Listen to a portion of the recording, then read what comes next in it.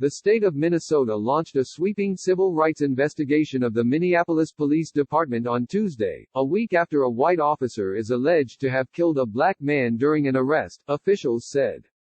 The probe, stemming from the death of George Floyd, will be designed to root out systemic racism that is generations deep, Governor Tim Walz told reporters. The Minnesota Department of Human Rights is filing a commissioner's charge of discrimination to launch a civil rights investigation into the Minneapolis Police Department, Walz said.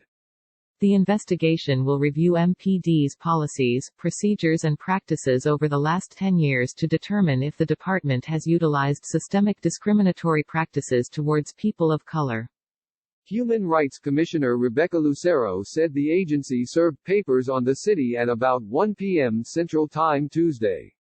Lucero said that while investigators will have subpoena power, she expects the city to be open with records and that she hopes to have findings in several months.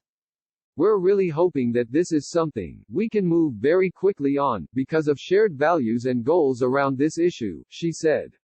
Full coverage of George Floyd's death and protests around the country. The Minneapolis City Council said it would assist. We welcome and fully support the Minnesota Department of Human Rights' robust investigation of the Minneapolis Police Department, according to a council statement. We urge the state to use its full weight to hold the Minneapolis Police Department accountable for any and all abuses of power and harms to our community and stand ready to aid in this process as full partners. The city lawmakers said their efforts to oversee the police department have been historically constrained by the city charter and state law, so they welcome new tools to pursue transformational, structural changes. Mayor Jacob Frey said in a statement, "For our city to begin healing, we need to deliver justice for George Floyd and his family and enact deep, meaningful policing reforms." Minneapolis and other cities across the nation have been swept up in mass protests against police brutality and systemic racism in the wake of Floyd's death. For years in Minneapolis, police chiefs and elected officials committed to change have been thwarted by police union protections and laws that severely limit accountability among police departments, Frey said.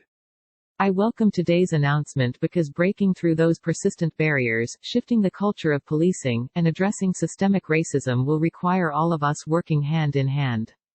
It was a week ago Monday when Minneapolis police responded to a call reporting that Floyd might have passed a bad $20 bill. 4 city police officers eventually handcuffed Floyd and pinned him face down on the pavement as Officer Derek Chauvin put his knee into the prone man's neck for nearly 9 minutes. All 4 officers were fired, and Chauvin was arrested Friday, charged with third-degree murder and second-degree manslaughter. Before he died, Floyd repeatedly said, "I can't breathe," as passers-by recorded the incident and pleaded for the officers to get off his neck.